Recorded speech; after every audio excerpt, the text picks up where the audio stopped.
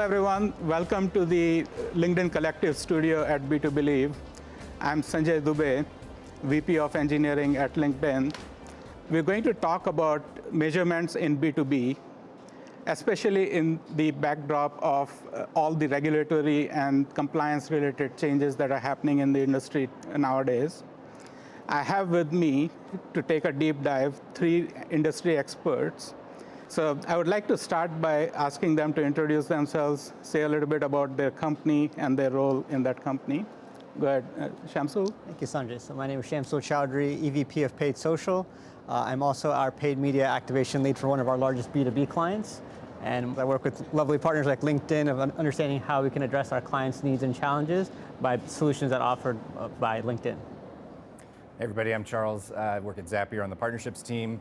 Zapier is a no-code automation platform that helps businesses automate all of their complex processes. In the case of LinkedIn, we help marketers get lead data out of the LinkedIn ads platform into their CRM and then send signals back from their CRM back into LinkedIn so that they can better measure and optimize their campaigns. Hello, I'm Samuel. I'm from Dream Data. I lead our partnerships team and I've been here for 3 years. I notably been working really close with LinkedIn, which we're really happy for. Dream Data's core mission is to put revenue at the heart of B2B marketing, so very aligned with LinkedIn. And we are a go-to-market data platform with attribution. Right, so before we start talking about measurement solutions, I wanted to take a moment to frame the problem of measurement. As we know, what was built for B2C does not work very well for B2B. And this is especially true for measurements. B2C cycles typically tend to be very short. As an example, you see an ad for shoes, you like the shoes, you click on it, and you buy the shoes. And that's the end of that transaction. But that's not how you're going to buy a $1 million CRM software. B2B cycles typically tend to be much longer. There are more number of decision makers in that cycle. And there's a lot more complexity in data tracking and collection in B2B. And to complicate that further, there are regulatory changes that are already happening and more regulatory changes coming that will make it even harder for marketers to be able to compute ROI, to be able to optimize ROI of their marketing spend. So I wanted to start by first asking Shamsul, question around what is first-party data, what is third-party data, what is its significance in measurements, and what does cookie going away mean for B2B brands? So to use the example you gave of buying the shoes, so first-party data would be if I were to buy some shoes from Nike.com, go there directly, and I make a transaction, they're getting all that information about me, what I bought, my shipping address, what American Express I use, all that kind of stuff, and they can use that in the future to remarket to me, to sort of upsell me, cross-sell me on future products, to build that lifetime value of having me as a repeat customer. Third party is a bit different in the sense that I'm not working directly with an advertiser, but I might go to like a New York Times and there might be a pixel in the New York Times and I might be reading about the travel section. So now companies like online travel agents and airlines are getting that information about me and they're going to pay that third party to say, hey, we want to look for people that are interested in visiting Denmark, for instance. So which airlines deals would make sense for me based on the stuff I've read. So I think that's the big differentiator between first and third. What that means for B2B, I think you're losing that visibility of when third-party cookies go away, that visibility goes away. So we're moving more and more in the direction of server-to-server integrations or CAPI, and being able to work directly with those platforms and those advertisers to say, here's the person that you're looking for. We can no longer rely on third-party data because that's going to go away later this year. We want to be able to build better first-party data, better signaling, so that we know who are reaching the right customer. Sam, the next question is for you.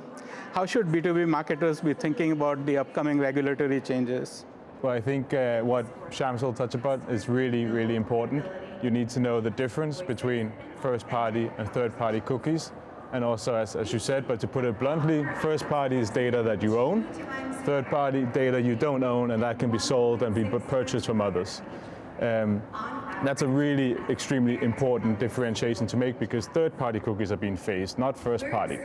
And I think most of us agree that third-party cookies can be seen as invasive as well, so maybe it's a good thing, where first-party is data that you own, you take care of, and so on.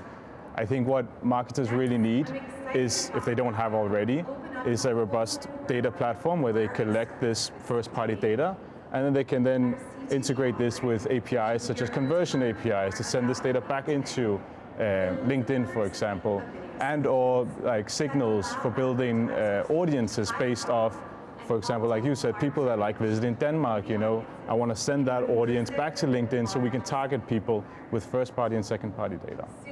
So you mentioned conversion API there. Yeah. Tell us a little bit more about it, and how has it changed your strategy for doing measurements in B2B? So Conversions API, or CAPI, is a method of conversion tracking. And this is where we're able to attribute conversions, for example, a sales qualified opportunity or a new business deal, to LinkedIn ads. What it really enables you to do is to measure down the funnel effectiveness of your campaigns, right? I think an example of it is like I click a LinkedIn ad, I arrive on Jellyfish, and I'm thinking this is great, but I decline cookies on Jellyfish, and then I become a lead 30 days later.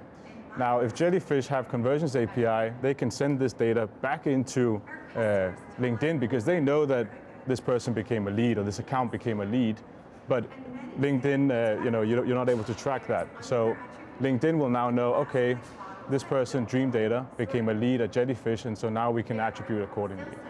Charles, this question is for you. Being a B2B marketer can sometimes feel like being a lefty in righty's world.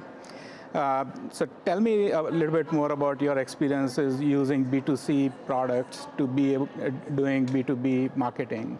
Yeah, absolutely. And I think an example I can share is more on the lines of like a typical Zapier customer, which is an SMB who's often running a lead generation or a lead campaign through a marketing platform. And once a lead's generated, so much happens after that in other places. So for example, if a lead comes in through your CRM, a salesperson might qualify that lead, might reach out to them, might then close or close won or close lost that lead, and all those things are happening long time after that initial interaction and in places that aren't an ad platform. And so closing the loop is challenging and is often where folks come to integration platforms like Zapier to help make that easier. And so contrary to B2C, where all that stuff can happen through like a shopping cart widget when someone makes a purchase, tracking that cycle, making your marketing kind of fit within that lead management system that you've built for your business that probably already exists regardless of how you're advertising, that's where it gets tricky, and that's where we're focused primarily to work with LinkedIn to make it simpler. Nice. Shamsul and Sam, anything you would like to add here? That's pretty spot on. I think what you said in B2C, you want a pair of shoes, you see an ad, you click on it, you probably buy it within a couple months. In B2B, yeah, it's a whole different ballgame. It's completely different. I mean, we found that the customer journeys on average over half a year for all B2Bs. Right, that's pretty ridiculous, but makes sense. I will say that you said once you make a purchase, that's the end of that journey. Not really, because you got remarketed over and over. So it would be great if the journey did end, but sometimes a lot of advertisers, they don't know that the customer bought something, and you keep getting haunted by those pair of shoes you abandoned cart in. So that's unfortunately. Yeah, agreed. So this question is for all of you. What is the one thing that you absolutely feel a B2B marketing platform must have? Measurement, all right? That's what we're here for, like to be able to let an advertiser know that this is the right platform you need to be on because your customers are here and the key decision makers are on the platform consuming content, willing to be informed by their peers, being able to know what's going on in the marketplace. A couple years ago, the death of cookies was kind of just like a thing we were talking about. Now it's real, right? We saw 1% of Chrome users go away first week of January. It's becoming more tangible. So now it's, okay, what are my peers talking about? What are my solutions, and how do I sort of get forward before I get on the back foot? I think being able to do measurement properly is significantly important. What about you, Charles? Yeah, the only thing I'd add there is that you want to find a marketing platform that fits with your marketing funnel and your sales funnel. And so if you already have a process where you send a lead to a sales team, they mark it as won or lost, that should be something that works flawlessly and integrates with your marketing platform. You shouldn't have to call up your team and say, hey, we're starting to advertise here. We're setting up an entirely different sales flow for you, the answer to that question is going to be, okay, I don't want to do that. So being able to integrate your campaigns with your existing processes is something that's really important. And again, kind of what we're focused on at Zapier, making really easy for advertisers. Also the ability to leverage this first party and second party data, right? So not that you just have this gold mine of customer data, which is all GDPR compliant and clean, but actually being able to push that data into the tool for them to leverage and use to create audiences and actually conversions API and intent tracking, right? Yeah, we haven't seen the last of the regulatory changes happen. There'll be more changes coming up, and different part of world will treat this differently. So what should B2B brands do to future-proof themselves? What are the kind of things that you feel they can do so that they are ready for the upcoming regulatory and privacy changes? Well, I think I'll preface the question with a challenge, right? So we've all been, on B2B, we've all been pretty accustomed to reporting on some traditional metrics like impressions, clicks, click-through rate, and so on. And that's all great, and it looks nice, big numbers, green numbers, make the brain go happy. But then you introduce something like Conversions API, where technically what you're doing is paying more money to get less clicks, less impressions, and so on. However, those less clicks and less impressions is more quality.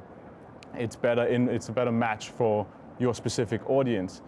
And so if you're bringing that up to your CFO and saying, hey, we usually get 1,000 impressions, but now we're getting 500, but trust me, it's good and I'm paying more, but it is better.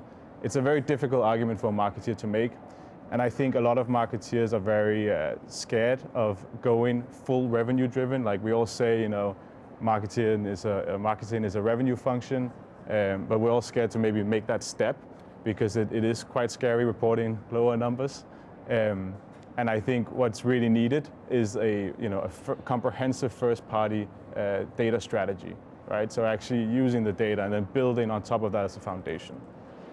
How about you, Charles? Yeah, I think the only thing I would add is that first-party data strategy really relies on being able to identify all of the signals that a potential prospect or customer takes after they've kind of entered your world, given you first-party data and consented to being a lead or being a prospect, mapping out those signals, and then making sure that each of those signals gets passed back to the ad platform or the marketing platform where that lead originated. And so future-proofing your strategy as an SME marketer in particular would be to map out all those signals and make sure that every time a customer is taking a potentially valuable action on a different surface, that those signals are being passed back to the surface where the prospect originated, so that LinkedIn gets credit for that interaction, or the campaign that's running gets credit for that interaction. Yeah. Shamsul? First party data, first party data, first party. That's what it's all about. As we know that cookies are going away, third party is going to get more and more less reliant. First party data, you need to shore up your first party data to be able to make meaningful investments across all your platforms. Okay, so with that, we conclude the session today. Thank you very much to our expert panelists for being here to share advice. And thank you very much to all the audiences for engaging with us. Let's continue to collaborate to build a solution that works for B2B. Thank you.